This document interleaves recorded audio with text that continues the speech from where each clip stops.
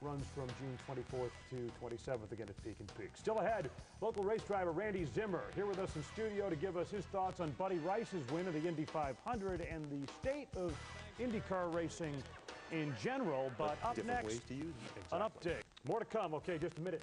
Buddy Rice in the winner's circle at Indy today. Some thoughts from local race driver and expert Randy Zimmer when we come back. Hi, I'm Pat Gambino from Lockport's Gambino Ford, and we're better than ever.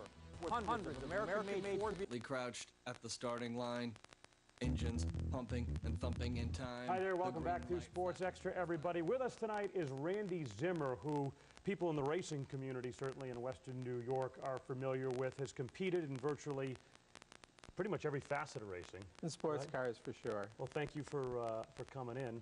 And obviously, Buddy Rice, as we told you at the top of the broadcast, the winner of the Indy 500 today, Bobby Rahal, David Letterman, owners of the car. And the irony is that back in the mid-'80s, you drove a converted Rahal Indy car in the Can-Am Series in Texas, right? It was a car that Bobby Rahal started his Indy career in. It was a March '83C, and it ended up down in Texas, and Buddy Lazier had the ride, and I replaced him because he didn't do so well.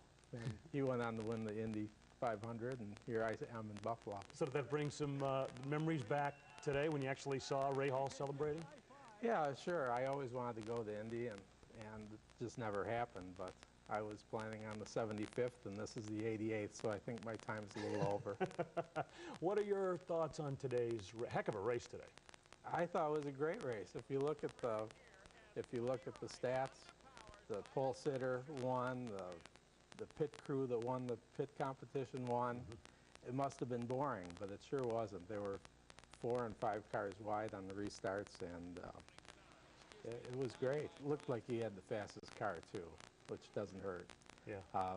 He had a little pit trouble in the beginning, but the race was long enough that he could overcome those problems. A lot of people will say that the Indianapolis 500 is not the race that it used to be. Obviously, so much tradition involved with it, but many would say not presently.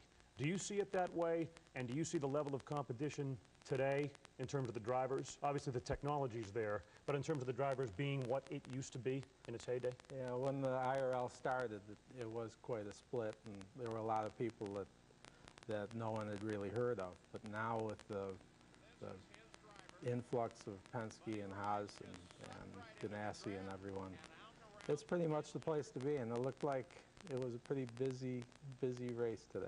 And if you have a guy in recent years like Helio Castroneves, Spider-Man climbing the fence, you know, after he wins, and now David Letterman is in the game and his car wins, that can only help, I would think. It can't hurt. And with an American winner for the first time in quite a while, that doesn't hurt either. Is there any challenging NASCAR at all at this point in terms of popularity? It would seem that there isn't.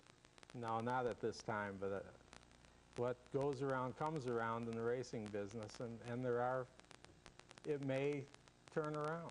It doesn't look like it ever could today, but 6-8 years from now, you might take a look and see that the open wheel is a little bit better. You look at NASCAR, even tonight with the Coca-Cola 600 and its level of popularity. Does it amaze you?